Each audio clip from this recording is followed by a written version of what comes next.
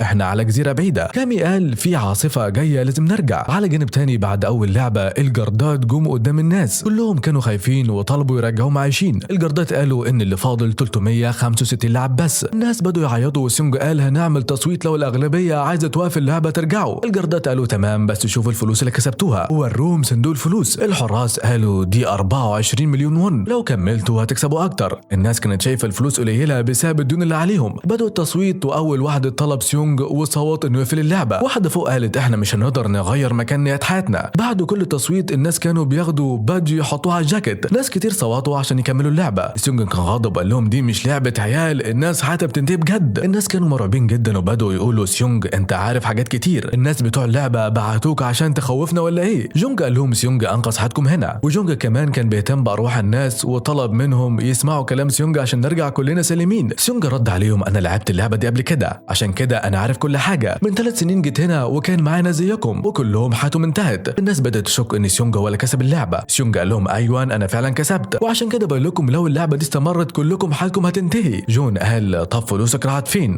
وليه رجعت اللعبه تاني؟ زانوس قال انت كسبت قبل كده، ساعدنا بقى دلوقتي نكسب احنا كمان يا برو. عمو جون اعلن دعم سيونج من غير ما يساله، والناس كانوا متحمسين يكملوا اللعبه، بس سيونج كان بيترجاهم يقفلوا اللعبه عشان حياتهم في خطر. الجردات وقف سيونج لانه كان بيعطل التصويت. الناس كملت تصويتهم وكانت النتيجه نصهم قال والنص التاني قال لا. من اصل 364 لاعب دلوقتي القرار كله بقى في ايد اللاعب رقم 1. اللاعب رقم 1 مشى لقدام وصوت انه يكمل اللعبه. الناس اللي عايزين يكملوا كانوا مبسوطين جدا والباقيين كانوا زعلانين. بعدين وش اللاعب رقم 1 ظهر، طلع هو الفرونت مان نفسه اللي هو انهو. بص لسيونج وكان باين عليه الحزن. وهنا الحلقه 3 خلصت، ولو كملت لحد هنا يا ريت تعرفني في الكومنتات عزيزي المشاهد، ودوس لايك لو سمحت عشان نكمل الحلقه الرابعه. في بدايه الحلقه الرابعه بقى ظهر لنا جثث الناس اللي حياتهم انتهت وكانوا بيشيلوها عشان يبيعوها. شفنا كمان علامه صليب على القبر، وده عرفنا ان تجاره الاعضاء لسه شغاله. من ناحيه تانية سيونج وجونج كانوا بيبصوا على الاكل، بس جونج ما عجبوش الاكل ده. سيونج كان حزين عشان عاوز ينقذ الكل ويخرجهم من هنا. جونج حاول يهديه بس سيونج قال اللي بيجي هنا اغلبه حياتهم بتنتهي. ساعتها انهو ظهر وقال انت تقدر تساعدنا لانك كسبت اللعبه دي قبل كده، انا ضغطت على زر البقاء هنا عشانك. مكانك، قول لي ايه اللعبه اللي جايه. سيونج قال المره اللي فاتت لعبنا لعبه الحلوى اللي بتتقطع، المثلث كان اسهل حاجه بس المظله كانت اصعب حاجه. انه قال له اللي يختار المظله يبقى اهبل. ساعتها سيونج افتكر انه كان واحد من الهبل دول. جون قال ما ينفعش نقول للناس عشان احنا اللي نكسب. سيونج قال انا عاوز انقذ اكبر عدد من الناس. جون اتعصب ومشى مع كم واحد. في مكان تاني جونج راحت لداني وادتها الاكل وقالت لها انا عرفت انك حامل، لو عايزه اي مساعده قولي لي، انا اشتغلت ممرضه توليد قبل كده، المكان ده مش مناسب ليكي. داني كانت حزينه جدا وباركا اخد جونج ومشوا. في نفس الوقت انه سال سيونج انت رجعت ليه؟ سيونج قال الفلوس دي مش بتاعتي، الفلوس دي بتاعت الناس اللي حياتهم انتهت هنا واللي هيفوز بيها يكسبها على حساب حياتهم وده غلط. انه قال انت واخد اللعبه بجد زياده عن اللزوم يا برو، انت ما خلصتش على حد. سيونج قال كنت تقدر تبعت الناس على بيوتهم. انه قال في ناس كتير عاوزه تكمل اللعبه حتى لو رجعوا مش هيبقوا مبسوطين. جين قال احنا دلوقتي لازم نفكر في اللي جاي، لازم نعمل فريق. ولد اسمه لي قال انا ظابط في البحريه ضموني لفريقكم. لي قال انه معجب بسيونج لانه ساعد الكل في اول لعبه. جونج شاف وشم لي واكتشف انه برضه كان في البحريه. زانوس ضم ولد اسمه مالسي لفريقه وراحوا قابلوا جاك. جاك كان بيتاجر في الكريبتو بس دخل في ديون بسبب نصب كبير. مالسي وزانوس كانوا خسروا فلوسهم بسبب جاك وراحوا يضربوه. جاك قال ما عنديش فلوس مش هديكم حاجه. زانوس ضحك عليه وضربه جامد. انه حاول يوقفهم بس زانوس حاول يضربه هو كمان. انه ضربهم هما الاثنين وكل الناس سقفوا له. بالليل الناس كانوا بيبصوا على الفلوس. انه اتكلم مع سيونج وقال انا اسف على الطريقه اللي كلمتك بيها. سيونج قال وانا كمان ما كنتش كويس معاك. انه قال مراتي مريضه بالكبد وكنت محتاج فلوس واكتشفت انها حامل، طلبت منها تقعد لكنها قالت الموت اهون، فاستلفت فلوس كتير من الناس وبسبب مساعدتي لشخص في الشغل افتكروني اني اخذت رشوه واترفدت. انه قال طردوني من كل مكان ودي اخر فرصه ليا عشان الفلوس. انا فاهم كلامك كسب فلوس من اللعبه دي مش صح بس لازم اجيب فلوس لانقاذ مراتي وعيالي. كلامه اثر في سيونج وخلاه عاطفي. في نفس الوقت الحراس كانوا بيطلعوا اعضاء من الجثث بس لقوا عضو واحد سليم. الحراس قالوا ان الجثث وصلت متاخره والناس اللي حياتهم انتهت اتضربوا برصاص في دماغهم فالاعضاء باظت. الحراس سالوا مين اللي عمل كده وعرفوا ان الحارس رقم 11 هو اللي خلص عليهم. الحراس بلغوا زعيمهم بلاك ماسك. بعد شويه نيول وصلت لبلاك ماسك وطلب منها تكشف وشها. قال لها انت بتبوظي الشغل ليه بتضربي الناس في دماغهم؟ نيول ردت كانوا لسه عايشين فخلصت عليهم. بلاك ماسك قال انا لقيتك في كوريا وانت مجروحه وعرفت انك خلصتي على فريق عسكري كامل هناك، عارف انك فقدتي بنتك. نيول قالت فرونت مان امرني اخلص عليهم. بلاك ماسك قال مش هيفهموا حاجه، فريق احسن دلوقتي، لازم تعيشي عشان ترجع بنتك. نيول قالت انا هنا عشان اخلص اسوأ الناس. بلاك ماسك رد الاعضاء بتاعتهم ممكن تنقذ ناس تانية فما عندكيش مشكله في كده. نيول مشيت من غير ما ترد. في مكان تاني جونهو قابل رئيسه اللي كان متضايق عشان جونهو اختفى. جونهو قال ساعدني نروح الجزيره. رئيسه رفض وقال له ما فيش دليل وروح اكشف عند دكتور نفسي. رئيسه قال له دور على شغل جديد. جونهو كلم ديفيد واتفقوا يروحوا الجزيره لوحدهم. ديفيد قال في عاصفه دلوقتي هنستنى يومين. جونهو قال صديقنا في خطر وديفيد رد عليه سيونج راجل ذكي هنساعده. على الجزيره لعبه الحلوى بدات. الكل اختار مثلث بس سيونج اختار اول علبه وشاف مثلث مليان مثلثات صغيره وبدأوا كلهم يخافوا. سيونج كان مرعوب بس طلع حلمه صحى الصبح. داني راحت لجاك اللي كان ابو الطفل اللي هي حامل فيه. جاك خسر فلوسها في الكريبتو. جاك قال لها ما عملتيش اجهاض؟ داني قالت لا هربي الطفل بنفسي وهاخد فلوس من اللعبه. جاك كان قلقان على داني والطفل. هناك داني بتقول مش محتاجه مساعدتك لانك عمرك ما بتساعدني وده اللي انا عارفه كويس. وفي نفس الوقت اتقال للكل انهم يجهزوا للعبه الثانيه. بعد شويه الحراس اخذوا كل اللاعبين لمكان كبير جدا مختلف تماما عن اللعبه اللي فاتت. وقتها سيونج قال للكل ان دي لعبه ثانيه. هنا العم جون انفعل وقال انت مالكش اي لازمه وحاولوا يضربوا سيونج لكن انه دخل بينهم. وساعتها جون اخذ الكل ومشى. بعدها قال لهم يعملوا فرق كل فرقه فيها 5 افراد. في فريق سيونج انه وتشينج ولي كانوا جاهزين وكانوا محتاجين شخص واحد بس. في الناحيه الثانيه جاك طلب من ديني تنضم الفريق ولكن ديني ردت وقالت مش عايزه ابقى معاك. وجاك قال لها كان في ناس كتير بتدور عليا عشان كده كنت مختفي وما عرفتش اكلمك. داني ردت انا كنت فاكره انك مت، من وقت ما اختفيت ثقتي فيك راحت. في مكان تاني كانت قابلت عرض مادي انها تكون معاه في الفريق. في نفس الوقت كان في فريق سيونج واحد من المشاة البحريه مستعد ينضم لهم لكن فجاه داني ظهرت وقالت انا حامل وعشان كده ما حدش عايزني فلو سمحتوا خدوني في فريقكم بليز.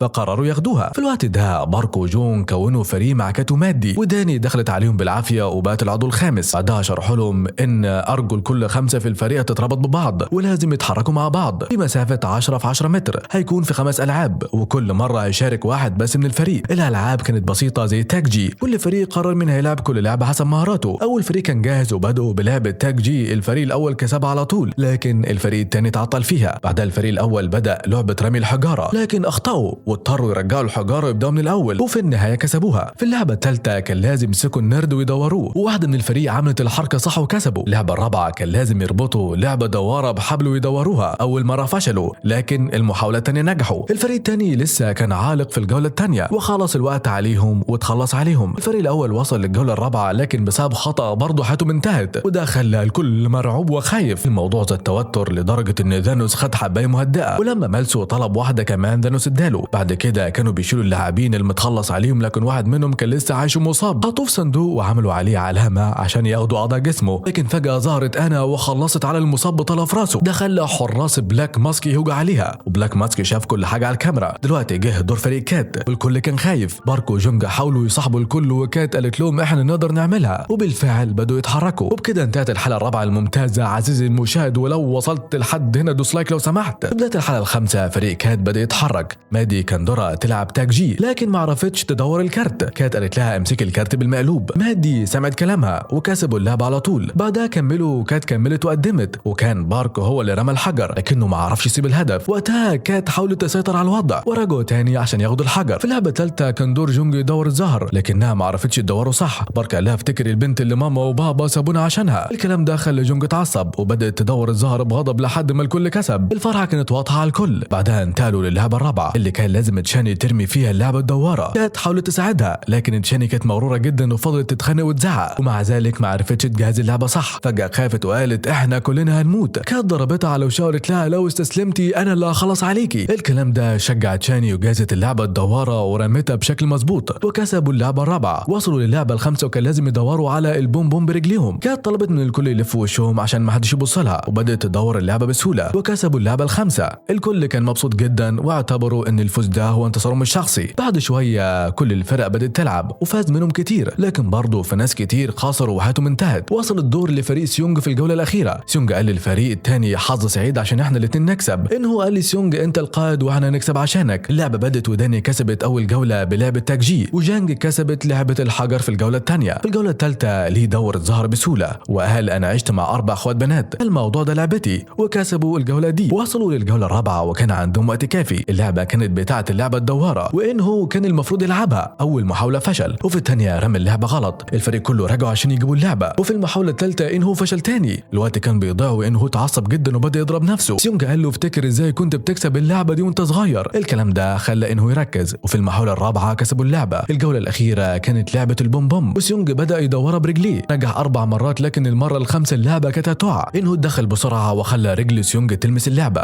وكسبوا الجولة. فريقهم كان سعيد جدا لكن الفريق الثاني خسر وحياتهم انتهت. في الناحية الثانية مادي قالت لكات انت خبيرة في الألعاب دي. كات ردت انا من صغري بلعب الألعاب دي. سيونج سألتها ليه ما دورتيش البوم بوم قدام الكل. كات قالت انا لسه ما عملتش العملية اللي محتاجة فلوسها، ولو حد ركز معانا هيعرف كل حاجة عننا. في الوقت ده فريق سيونج رجع وعم جون ومعاه ناس كتير كانوا متضايقين لان سيونج وفريقه لسه عايشين والفلوس كانت هتتقسم عليهم. انا كانت فضتها واتنين من الحراس دخلوا قبضوا عليها. واحد منهم شال القناع بتاعها وقال البنت دي جميلة جدا. هددوها لو ما ساعدتهمش هيخلصوا عليها. قالت لهم هشتكيكم، وواحد منهم قال احنا بنشتغل عند مديرك. حاولت تقاوم لكنهم ضربوها وجرحوها. بعدين هددوها وقالوا لها لو اعترضتي طريقة تاني هنخلص عليكي، وسابوها وخرجوا. في الوقت ده فريق سيونج سأل داني انت كويسة؟ وقتها داني قالت ايوه وانتوا كلكم ناس كويسين جدا. الفريق بدأ يشكر في طريقة لعب داني في اللعبة وليه كان مهووس بكل الفريق. بعد شوية الحراس جم وقالوا ان في اللعبة التانية حياة 110 لاعب انتهت ودلوقتي فاضل 255 لاعب. وقالوا كمان ان لو خرجوا من هنا كل واحد يقدر ياخد 78 مليون ون، لكن بقى الناس قالوا ده مبلغ قليل جدا وكمان الحسابات بتاعتهم مش مظبوطة. سيونج اتضايق من الكلام ده لكن الحراس قالوا حساباتنا مظبوطة تمام، ودلوقتي هيكون في تصويت عشان تقرروا هتكملوا عشان تاخدوا فلوس اكتر ولا ترجعوا بفلوسكم للبيت. سيونج قال لفريقه تعالوا نرجع وانا هديكم فلوسكم. الفريق وافق وقرروا يصوتوا عشان يرجعوا. بدأ التصويت من اول شخص وان هو صوت انه يرجع للبيت. كل واحد بدأ يصوت، ولما جه دور جونج قالت لبارك يا ابني لو جمعنا فلوسنا سوا هنقدر نسدد ديونك، فصوت عشان ترجع. لكن بارك صوت انه يكمل اللعبة. ناس كتير زعلوا من تصويته والسبب ده نعرفه بعدين. الناس فضلت تصوت ولسه في ناس كتير عايزة تكمل اللعبة. سيونج وان هو زعلوا وتعصبوا وقالوا ازاي بعد كل اللي حياتهم انتهت لسه عايزين تكملوا؟ لو فضلتوا هنا كلكم حياتكم هتنتهي. لكن جون قال انا عليا ديون كتير جدا وناس كتير هنا عندهم نفس المشكلة، وكل ما نكسب العاب اكتر الفلوس بتزيد، عشان كده لازم نكمل. وقتها واحد اسمه ميهو قال انا لو خرجت من هنا حياتي تنتهي برضه. بقى الناس قالوا الالعاب سهله جدا ولسه نص الناس عايشه، يعني النص ده ممكن يكسب. جون رد وقال عشان كده هنلعب لعبه كمان وبعدها نفكر نرجع. اغلب الناس وافقوا والتصويت استمر لحد ما كان دور سيونج اخر واحد يصوت، لكن تصويته ما كانش له تاثير لان الاغلبيه قرروا يكملوا اللعبه. بعد شويه الاكل اتوزع وزع الكل. ولد اسمه شير اتعرف على بنت اسمها كاسي وكانوا في فريق ذانوس، لكن هم ما كانوش بيحبوا ذانوس ومالسو. في الوقت ده جونج كانت زعلانه من بارك، وبارك قال لها ماما انا عليا ديون كتير جدا وما قلتش ليكي، الناس اللي استلفت منهم خطرين جدا ولو ما دفعتش هيبيعوا اعضاء جسمي، بعد اللعبه الجايه هنرجع اكيد. امه رغم انها مش مقتنعه وافقت عشان خاطر ابنها، لكنها عارفه انه نيول ما اهتمش بموتها ومع ذلك ان هو كل حياتها. في نفس الوقت فريق سيونج كان زعلان من جانج لانه صوت انه يكمل اللعبه. جونج قال لي سيونج سامحني انا عليا ديون كتير جدا ولو ما دفعتش الراجل اللي استلفت منه هيخلص على عيلتي. انه قال له انت خنت وعدك وده غلط، لكن صوتك ما كانش كفايه عشان نكسب. جانج رد عندك حق، المره الجايه نلعب سوا ونكسب ونخرج. سيونج قال في اللعبه الجايه ممكن نضطر نخلص على بعض. الكل زعل لما سمع الكلام ده، وينو قال ما ينفعش نفكر في اللي جاي دلوقتي. بعد كده الفريق ادى داني اكل زياده عشان طفله ياخد طاقه. في الوقت ده جونج سالت كات انت مديونه قد ايه؟ كات ردت انا ما قلتش لحد اني بنتي من جوه، لكن مع الوقت الناس عرفوا وبداوا يكرهوني، اهلي واصحابي سابوني. من وقتها بدات اجمع فلوس عشان اعمل العمليه اللي تخليني بنت بجد، عشان كده عليا ديون كتير ولسه العمليه ما خلصتش، عشان كده انا عايزه اجمع الفلوس هنا واروح تايلاند اكمل العمليات هناك، وعشان انا كنت في الجيش عندي معرفه هناك مع واحد. وقتها بارك قال هناك ناس كتير زيك وكمان شكلهم حلو. كات ردت وقالت ايوه. وقتها مادي قالت لي كات انت جميله جدا، وكات لما سمعت ده زعلت. جونج قالت ايوه انت شكلك حلو، وبعدين بدات تصرخ على بارك. في الوقت ده ذانوس جه مع فريقه وبدا يضايق جاك تاني، قال له انت عايز تخرج من هنا بس عليك ديون كتير جدا وكمان لازم تسدد فلوسنا. جاك رد وقال انا قلت ان البيتكوين سعره هيعلى وانت اشتريته وقتها، لكن لما جالك طمع ما بعتوش في الوقت الصح وده اللي خلاك تخسر، دي مش غلطتي يا مان. ذانوس رد وقال انا مش مهتم بده، بس دلوقتي انت عبدي وهتكسب 45 مليار ون وتديها لي. جاك قال لو كسبت الفلوس دي هتبقى انتهيت يا غبي، وعشان كده تم طردك من برنامج كوريا جوت ايدول. ذانوس حاول يضرب جاك لكن انهوجي مع فريقه، فذانوس هدد جاك ومشى. بعد شويه سيونج قال للجميع بالليل لازم نحرص بالتناوب عشان هنا ممكن يحصل مشاكل والناس ممكن تخلص على بعض عشان الفلوس، وكمان ده جزء من اللعبه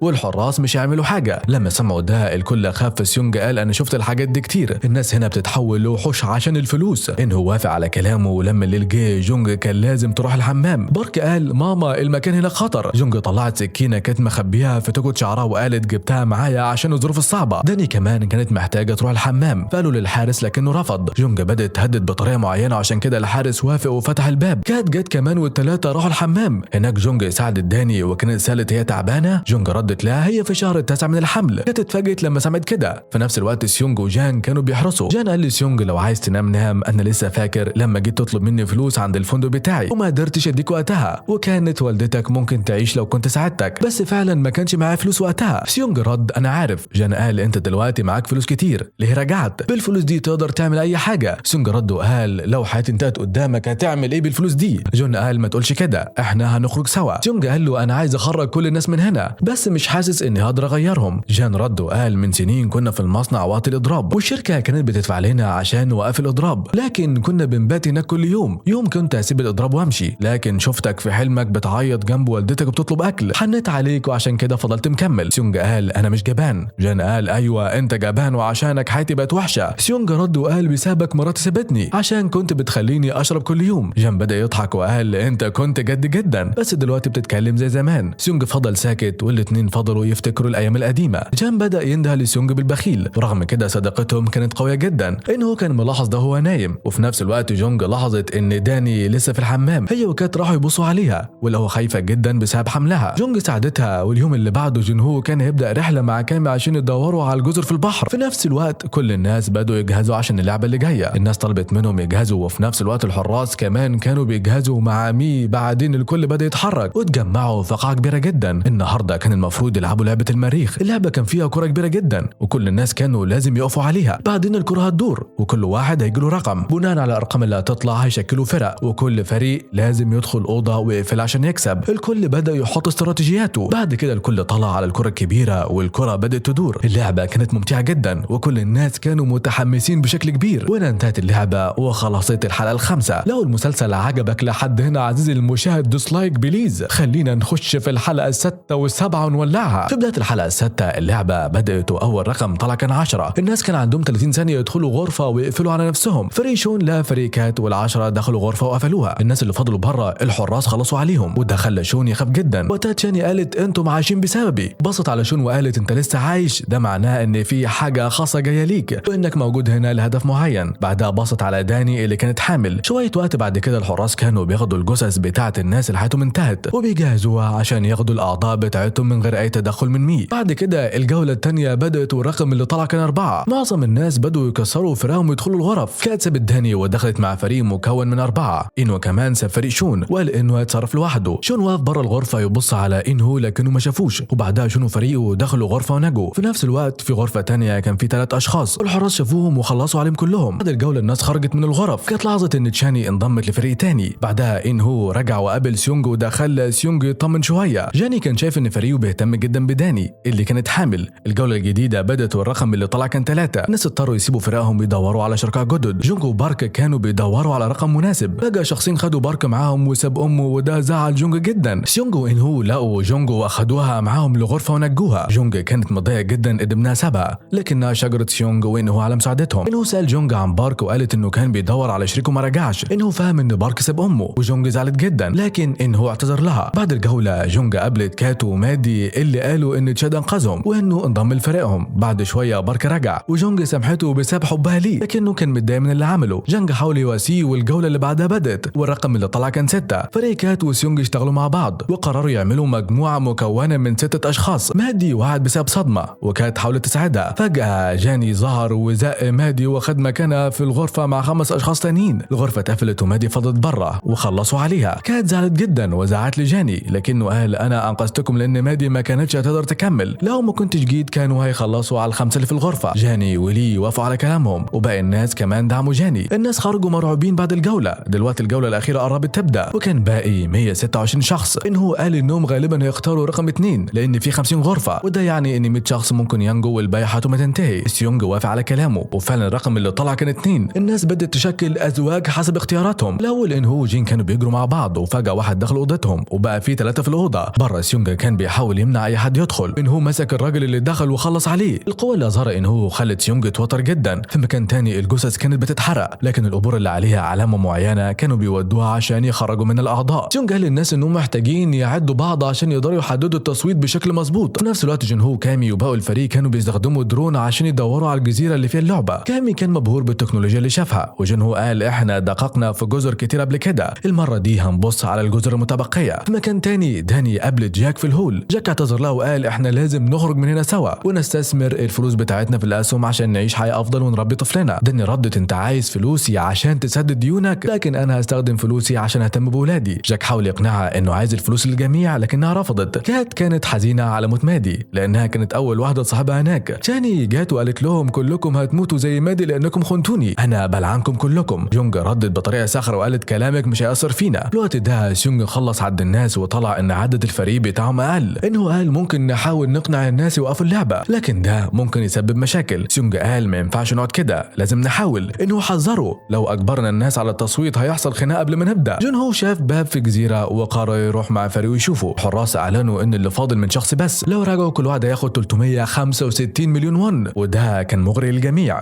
التصويت بدا وسيونج كان اول واحد يصوت عشان يرجع. باقي الناس بدوا يصوتوا وكان الوضع حساس جدا. فجاه مي دخلت الهول وكان شكلها متوتر. في نفس الوقت جون هو وفريقه شافوا الباب اللي كان بيوصل لبدروم. 2 من الفريق حاولوا يفتحوا الباب لكنه انفجر بشكل كبير. في اللعبه جونج اقنع بارك انه يصوت لايقاف اللعبه وده خلى الاصوات متعادله لكن لاعب تاني صوت لاستمرار اللعبه بعد ما تشاني اقنعته. دلوقتي عدد اصوات استمرار اللعبه بقى اكتر. انه كان بيتحرك وسيونج خاف منه لانه شافه قبل كده بيخلص على واحد قدامه. سيونج حاول يحكي للي وسيونج لكن انه هو صوت وخلى التصويت متعادل. سيونج ما عرفش يقول اي حاجه وانه رجع مكانه. الحراس اعلنوا انه التصويت متعادل وانه هيتم تكرار التصويت تاني يوم الصبح. في الوقت ده سيونج فهم ان اللعبه متخططه عشان تخلق مشاكل بين اللاعبين. جون هو فريقه رجعوا بالجثث للقارب. كامي قال احنا لازم نرجع. قائد الفريق العسكري قال احنا بخير وهنتصرف بالشكل المناسب. في الاول احنا لازم ناخد حق اصحابنا اللي حياتهم انتهت. ديفيد قال اعتقد ان الناس اللي بيشغلوا اللعبه عارفين اننا وراهم وده السبب انهم حبوا يوقعونا هنا عشان كده مش متوقع انهم يكونوا حوالينا دلوقتي. جون هو رد من النهارده مش هنستخدم الراديو ولا الموبايلات عشان ما يعرفوش احنا فين. في الهول كل الناس كان بيتقدم لهم الاكل. سيونج سال جينج عن انه بس جينج ما قالش اي حاجه لانه كان خايف منه، بالعكس شكروا على التصويت اللي عمله. شيت كان معاهم برضه وسال ايه اللي هيحصل بعد كده. انه قال بكره لازم نقنع حد انه ينضم لصفنا. بارك بدا يحاول يقنع الناس لو واحد منكم كسب احنا نرجع بالفلوس ونعيش حياه كويسه وانا شخصيا هعمل لكم حفله اكل كبيره. جون رد ولو كلكم متوا الفلوس اللي هتتقسم علينا تبقى الضعف. ليه حذرهم لو ما انضمتوش فتحتوش لفرينا بكره كلكم حياتكم هتنتهي. حد منهم بدا يتحداها والاتنين كانوا على وشك انهم يتخانقوا. الامور سخنت وسيونج لاحظ انهم المره دي قدموا لهم شوك مع الاكل وده ممكن الناس تستخدمه كاسلحه. في الحمام زانوس ومالس كانوا بيضايقوا جيري لانه صوت انه ما يلعبش اللعبه. حاولوا يضغطوا عليه عشان يغير رايه. جاك دخل وحاول يوقف زانوس وقال ما ينفعش تخوف الناس عشان التصويت. زانوس هدده وجاك طلب مساعده فريقه لانه شاف زانوس بيغش في التصويت. الموقف ولع والناس بدأوا يجهزوا نفسهم للخناق. زانوس هدد جاك صاحبتك اللي حامل دي هخلص عليها وده خلاهم يتخانقوا جامد فحت. زانوس كان بيضرب جاك بشكل وحشي.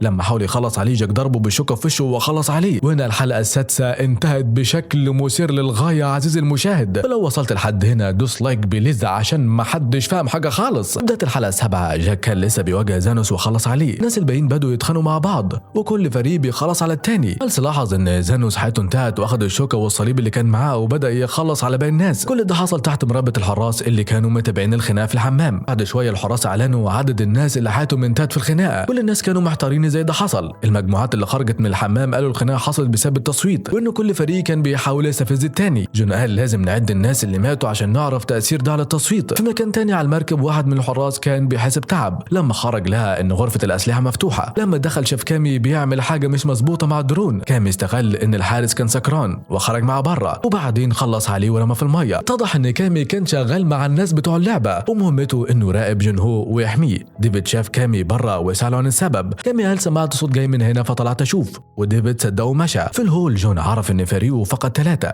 بينما فريق سيونج فقد 2. ده خلى فريق جون عنده صوت زياده في التصويت وده خلى فريقه فرحان. الحراس اعلنوا ان الليل قرب ولازم الكل يروح ينام. سيونج لاحظ ان فريق جون بيبص لهم بطريقه غريبه. في نفس الوقت الحراس كانوا بينقلوا اعضاء عبر الميه وبلغوا بلاك ماسك ان الطريق فاضي. بلاك ماسك قال لهم يسرعوا لان اللعبه الخاصه تبدا قريب. سيونج حذر فريقه الناس دي مخططين يخلصوا علينا بالليل. انه قال قبل ما يخلصوا علينا احنا لازم نهاجمهم. الناس وافقت لكن سيونج كان عنده راي مختلف. سيونج قال الحكايه دي غلط لكن انه رد عليه ما فيش طريق تاني نقدر نهرب منه من هنا. سيونج قال الناس اللي مشغلين اللعبه دي عايزيننا نعمل كده عشان كده لازم احنا اللي نخلص عليهم الاول. ليه سال هم فين الناس دي؟ سيونج رد هم فوق في غرفه التحكم واللي ماسكهم اسمه فرونت مان. لو قدرنا نمسكه ونخلص عليه اللعبه تنتهي. انه قال هنعمل كده ازاي وهم معاهم اسلحه؟ سيونج رد هنخلص على الحراس وناخد اسلحتهم لكن انه علق ده هيكون خطر جدا وهيبقى في ناس حياته بتنتهي. سيونج قال مش هنقدر نفضل عايشين واحنا بنخلص على بعض. الناس اللي مشغلين اللعبه مش هيكون عندهم فكره اننا هنهجم عليهم. انه وافق وقال معك حق مش هيكون عندهم اي فكره. سيونج قال دي اخر فرصه لينا نوقف اللعبه دي خالص. بعد الخناقه اللي هتحصل بالليل عندي خطه اننا نقدر ناخد سلاح الحراس. في مكان تاني مالسو خد سلاح من صندوق زانس عشان يقدر يقاتل بعنف. في الوقت ده داني حاول يساعد جاك اللي كانت حالته صعبه جدا. لما النور اتطفى بلاك ماسك شاف ان كل الناس بدات تتحرك وفريق سيونج كان مستخبي تحت الطاولات. دي كانت خطه سيونج عشان ينقذ فريقه. في الوقت ده الناس بيلعبوا اللعبه وكانوا بيخلصوا على الناس اللي مش عايزين يلعبوا. سيونج قرر ما يساعدش اي حد لانه كان خايف ان في ناس لازم حتى تنتهي لكن لو فريقه نجا يقدروا يوقفوا اللعبه وينقذوا ناس اكتر. جونج قالت لبارك الناس اللي مشغلين اللعبه مش هيخلصوا على ناس كتير لان ده هيأثر على لعبتهم. في اللحظه دي مالسو حاول يخلص على كاسي لكن جيري رمى عليه كوبايه ولفت انتباهه. كاسي ردت بانها ضربته لكنه خلص عليها باستخدام شوكه. جيري كان حزين جدا بسبب اللي حصل. بعدها بشويه الحراس دخلوا وبيحاولوا يوقفوا الخناقه وبدوا يفتشوا الناس اللي حياتهم انتهت. فريق سيونج كان مستخبي بين الجثث. لما الحراس قربوا وهجموا عليهم واخدوا اسلحتهم. انه خلص على حراس عشان ينقذ سيونج وبقيه الفريق بدوا يخلصوا على كل الحراس اللي قدامهم. لما الباب بدا يتقفل واحد من الحراس اتحبس جواه. سيونج قرر يسيبه يعيش. فريق سيونج كانوا عايزين يخلصوا على الناس اللي كانوا هيخلصوا عليهم لكن سيونج منعهم. نيكي قال الناس دي جشعين وبيجروا ورا الفلوس ومش فارق معاهم حد يموت. سيونج رد احنا ما خدناش الاسلحه دي عشان نخلص عليهم بيها ولو عملنا كده مش هيكون في فرق بيننا وبينهم. سيونج قدر يهدي الناس وطلب منهم يجمعوا الاسلحه اللي مع الحراس. سيونج قال احنا نروح لمقر اللعبه ونمسكهم احياء ونخلص عليهم كده اللعبه هتنتهي للابد. وطلب من اللي بيعرف يستخدم السلاح انه يساعدهم. فريق جون رفض يساعدهم حتى داني رفض يقنع جاك ينضم ليهم. جينج تقدم وقال احنا زيكم خايفين ومش هيبقى في فرصه تانية لينا نهرب عشان كده لو سمحتوا ساعدونا. بعض الشباب وافقوا يساعدوهم. بارك كان عاوز ينضم لهم لكن جونج منعته. سيونج وزع الاسلحه وشرح استخدام اجهزه الوكي توكي وشكر انه لانه ساعدهم. كات بدات تعلمهم ازاي يستخدموا الاسلحه ويحافظوا على الذخيره عشان ما تخلص. لما شيت سالها كات قالت انا كنت ضابط في الجيش. سيونج شاف وش الحارس اللي مسكوه وطلع انه طفل صغير. قال له خدنا للقائد بتاعك. فتحوا الباب وخرجوا من الهول. كانوا بيتحركوا بهدوء لفوق لكن الحراس هجموا عليهم. الفريق خلص على الحراس وكات بدات تضرب الكاميرات بالرصاص عشان تعطلها. وصلوا قدام غرفه التحكم. جوت قالت لسيونج الغرفه قدام وتقدر تفتحها بالماسك بتاعي. اداها له لكن لكن إن هو فجأة شاف فرونت مان بنفسه وبدأ يخاف. الحراس في اللحظة دي هجموا عليهم. سيونج قال أنا هروح غرفة التحكم مع 2 معايا وانتوا تفضلوا هنا وتمنعوهم انهم يتقدموا، وبعدين بدأ يتحرك للأمام. في الوقت ده الطلقات اللي مع اللاعبين بدأت تخلص وبدأوا يبدلوا الخزن مع بعض. سيونج استخدم ماسك الحراس وفتح طريق جديد وكان مع جينج. سيونج بلغ إن هو بالخطة دي. الحراس هجموا على سيونج وجينج فبدأوا يخلصوا على الحراس وفضلوا يطلعوا لفوق. بلاك ماسك كان بيراقبهم وبعت عدد كبير من الحراس للباب الرئيسي. بره القتال بين الحراس واللاعبين كان شغال. الطلقات بدأت تخلص وكان لازم يوصلوا لسيونج. إنه قال ما ينفعش نتحرك من غير خطة. في نفس الوقت سيونج وجينج كانوا بيقتلوا حراس لكن الطلقات خلصت. نفس الشيء حصل مع اللاعبين. ليه خلصت طلقاته؟ فجينج طلب من انه يروح يساعدهم. انه قال ما فيش طلقات معانا. سيونج رد الحراس دايما بيحتفظوا بخزن اضافيه في جيوبهم. بعتوا حد يجيب طلقات من عند الحراس اللي حياتهم انتهت. انه بلغ اللاعبين واتحرك مع 2 من فريقه. كانت بتجمع الخزن وليه كان خايف وقال الطلقات خلصت هروح اجيب خزن من القاعه. وفعلا راح وسيونج كان محتاج طلقات فجينج غطاه لحد ما قدر ياخد خزن من الحراس اللي حياتهم انتهت على السلالم. في القاعه ليه كان بيجمع خزن من الحراس اللي حياتهم انتهت وبارك شافه وقال له عن الخطه. ليه بدا يساعدهم. سيونج رجعوا معاه طلقاته وبدوا يقتلوا تاني. انه قال وانا في الطريق شفت خريطه وممكن يكون في طريق خلفي لغرفه التحكم هروح من هناك وخلص على الحراس اللي في الطريق. سيونج وافق واداله اخر خزنه كانت معاه. انه اخذ مع 2 من اللاعبين وخزن اضافيه واتحرك. ليه كان بيملى الخزن وطلع لفوق لما سمع صوت طلقات لكنه خاف ورمى جهاز الوكي توكي ورجع. كانت متضايقه جدا من اللي حصل فنزلت بنفسها تجمع طلقات. انه بعت اللاعبين اللي معاه يخلصوا على الحراس لكنه غدر بيهم وخلص عليهم. طلقاته خلصت فاستعمل خزنه سيونج وبعت له رساله على الوكي توكي بيعتذر فيها. سيونج افتكر انه اتصاب وسمع صوت لاعب مصاب على الجهاز وبعدها طلقه. سيونج افتكر انه حياته انتهت واتضايق جدا. انه كان بيتقدم للامام وطلب من بلاك ماسك يبعت الحراس للهول. رجعت للهول ولقت ليه خايف خدته وطلعت لفوق لكن الحراس كانوا كتير وطلبوا من الكل يناموا على الارض. كانت ناويه تقاتل لكن جونج قالت لها بنتي بلاش تتهوري. الحراس حصروا اللاعبين اللي كانوا خلاص يستسلموا بسبب اصابتهم ونفذ الطلقات. شاد شاف لاعب بينتحر فقرر يستسلم لكن الحراس خلصوا عليه. سيونج وجينج كانوا لسه بيقاتلوا لكن لما عرفوا ان اللاعبين التانيين حياتهم انتهت سلموا نفسهم. فرونت مان ظهر قدامهم وقال لسيونج اكيد استمتعت لما رجعت اللعبه وبعدها خلص على جينج قدامه. سيونج كان غاضب جدا وحزين على موت صاحبه لكن الحراس قبضوا عليه. فرونت مان مشى وسيونج كان بيصرخ من الحزن. الموسم الثاني انتهى عند النقطه دي عزيزي المشاهد. وفي مشهد ما بعد النهايه ظهرت العروسه يونج هي اللي كانت في لعبه اشاره حمراء اشاره خضراء. الموسم الثالث هيكشف عن اللعبه الجديده اللي كان فيها حبيب يونج هي تشول سو. لحد هنا يكون ملخصنا انتهى. فلو عجبكم دوسوا لايك واشتركوا في القناه والسلام عليكم ورحمه الله وبركاته.